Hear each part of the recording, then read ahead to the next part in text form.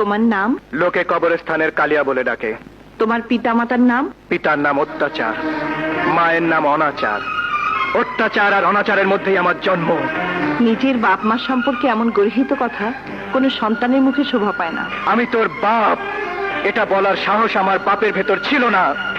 আর নিজের সন্তানকে বুকের দুধ খাওয়ানোর মন আমার মায়ের কাছে ছিল না। তোমার শিক্ষাস্থল কোথায়?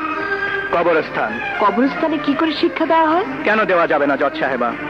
রাজা রানী, ছোট বড়, ধনী দরিদ্র সব ওই কবরস্থানে এক হয়ে থাকে। কবরস্থানে সবাই এক মাটিতে মিশে যায়। দুনিয়ার সব জায়গায় ভেদাভেদ আছে, কিন্তু এই কবরস্থানে কোনো ভেদাভেদ নেই। তোমার কৃতকর্মের জন্য তুমি শাস্তি পেতে পারো, তা তুমি জানো?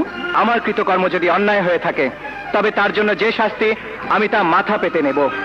আপনি বলুন, আত্মহত্যার মৃত্যু হোক আর খুনের মৃত্যু হোক, তা পোস্টমর্টেম ছাড়া কি দাফন